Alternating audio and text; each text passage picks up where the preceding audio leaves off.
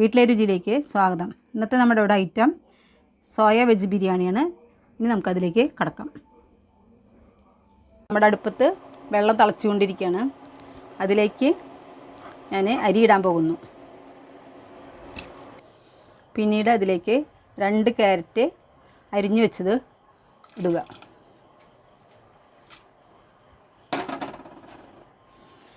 പിന്നീട് മസാലക്കൂട്ട്: ഏലക്കായ, കരയാമ്പൂവ്, പെരിഞ്ചീരകം, കുരുമുളക്, കറുകപ്പട്ട ഇവയെല്ലാം ചേർന്നതാണ് മസാലക്കൂട്ട്. അത് അതിലേക്ക് ഇടുക. അതിലേക്ക് ഒരു ചെറുനാരങ്ങയുടെ പകുതി നീര് പിഴിഞ്ഞൊഴിക്കുക. ആവശ്യത്തിന് ഉപ്പ് ചേർത്ത്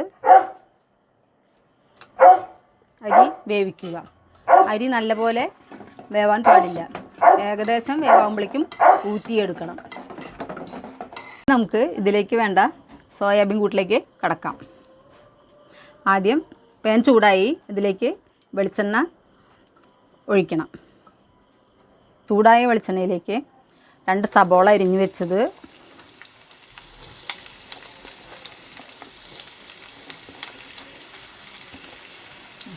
രണ്ട് തക്കാളി അരിഞ്ഞു വെച്ചത്,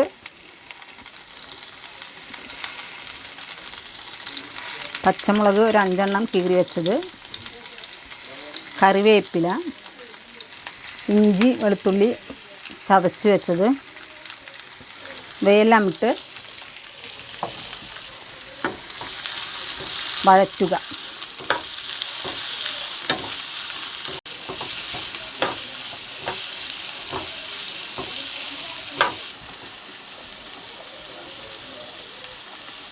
ഏകദേശം വെന്തിട്ടുണ്ട്. നമ്മളത് ഊറ്റിയെടുക്കാൻ പോവാണ്.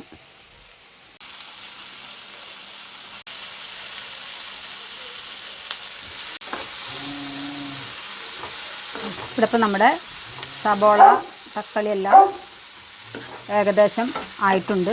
ഇനി നമ്മളതിലേക്ക് മുളക് പൊടി ആവശ്യത്തിന് എരിവിനനുസരിച്ചിടണം.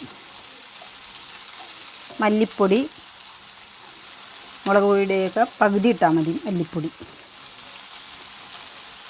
മസാലപ്പൊടി ആവശ്യത്തിന്, മഞ്ഞൾപ്പൊടി എന്നിവയിട്ട് ഇളക്കുക.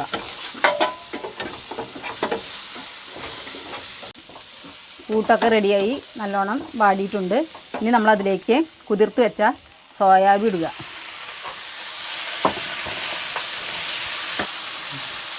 ആവശ്യത്തിന് ഉപ്പ് ചേർത്ത് ഇളക്കുക.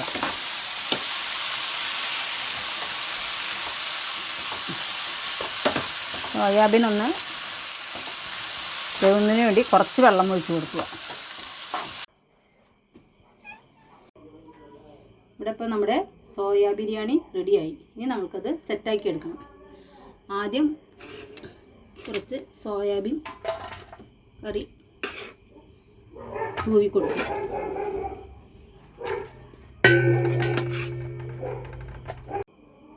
ഇനി നമ്മളതിലേക്ക് റൈസ് ഇടുക.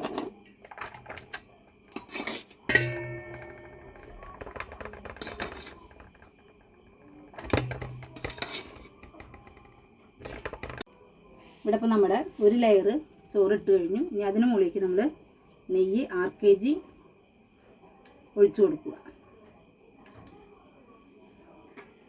പിന്നീട് സബോള ഇവിടെ മൂപ്പിച്ച് വെച്ചിട്ടുണ്ട്. അത് ഇതിൽ കുറച്ച് പഞ്ചസാരയും ചേർത്തിട്ടുണ്ട്. ടേസ്റ്റിനും ഡ്രൈ ആവാനും വേണ്ടിയിട്ടാണ് പഞ്ചസാര ചേർത്തിട്ടുള്ളത്. അത് അതിൻ്റെ മുകളിലേക്ക് നമ്മൾ തൂവി കൊടുക്കുക.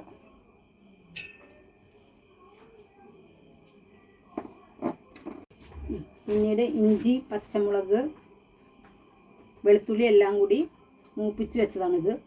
അത് ഇതിന് മുകളിലേക്ക് നമ്മൾ വിതറുക.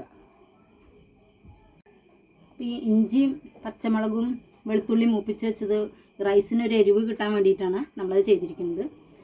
പിന്നീട് നമ്മൾ മല്ലിയിലയും പുതിനയിലയും കൂടി അരിഞ്ഞു വെച്ചതാണ്. അത് തൂവി കൊടുക്കുക. രമ്പയില അരിഞ്ഞു വെച്ചിട്ടുണ്ട്, അത് ഇട്ട് കൊടുക്കുക. ശേഷം അണ്ടിപ്പരിപ്പ് മുന്തിരി നമ്മൾ മൂപ്പിച്ച് വെച്ചിട്ടുണ്ട്, അത് ഇട്ട് കൊടുക്കുക. ഇവിടെ നമ്മൾ രണ്ടാമത്തെ ലെയർ ചോറിട്ട് കഴിഞ്ഞു. ഇനി നമ്മൾ അതിന് മുകളിലേക്ക് സോയാബീൻ ചേർക്കുക. ഇവിടെ ഇപ്പോൾ നമ്മുടെ രണ്ടാമത്തെ ലെയറിൻ്റെ മുകളിലേക്ക് നമ്മൾ ഗ്രേവി സെറ്റാക്കി കഴിഞ്ഞു.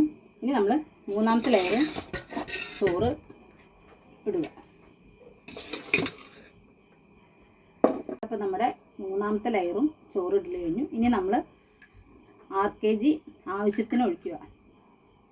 നല്ലൊരു മണം ഒക്കെ കിട്ടുന്നതിന് വേണ്ടിയാണ്.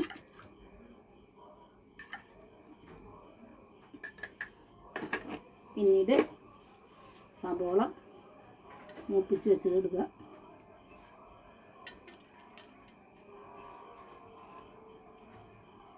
ഈ സബോളയിൽ നമ്മളിപ്പോൾ പഞ്ചസാര ഇട്ട കാരണം ഇതൊരു നല്ലൊരു മധുരിപ്പൊക്കെ ഉണ്ടാവും, ഇതിന് നല്ലൊരു ടേസ്റ്റും കിട്ടും. അതിന് വേണ്ടിയാണ് നമ്മൾ ഇത് സബോള വാടി കഴിയുമ്പോൾ നമ്മൾ പഞ്ചസാര തൂവി വയ്ക്കുന്നത്. ഇനി നമ്മളതിലേക്ക് ഇഞ്ചി, അപ്പോൾ നമ്മൾ ആദ്യം പറഞ്ഞ പോലെ ഇഞ്ചി, പച്ചമുളകും വെളുത്തുള്ളിയൊക്കെ നല്ലപോലെ നെയ്യിൽ അല്ലെങ്കിൽ വെളിച്ചെണ്ണയിൽ മൂപ്പിച്ചെടുത്തിട്ടുള്ളതാണ്. ഇത് നിങ്ങൾ ചേർക്കാൻ മറക്കരുത്. ഒരു എരിവിനൊക്കെ കൂടി വേണ്ടിയിട്ടാണിത് ചെയ്തിരിക്കുന്നത്. ഇനി നമ്മളതിലേക്ക് മല്ലിയിലയും പുതിനയിലയും അരിഞ്ഞു വെച്ചത് ചേർത്തിട്ടുണ്ട്. ഇനി നമ്മളതിലേക്ക് രമ്പല ഇട്ട് കൊടുക്കുക. ഇത് നല്ലൊരു മണം വരാൻ വേണ്ടിയാണ് ഈ രമ്പല ഇടുന്നത്. പിന്നീട് നമ്മളതിലേക്ക് മൂപ്പിച്ച് വെച്ച അണ്ടിപ്പരിപ്പ്, മുന്തിരി ഇവയെല്ലാം ചേർക്കുക. ഇവിടെ ഇപ്പോൾ നമ്മുടെ സോയ ബിരിയാണി സെറ്റായി.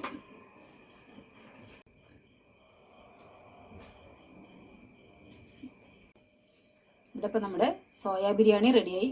ഇത് നിങ്ങളെല്ലാവരും ട്രൈ ചെയ്ത് നോക്കണം.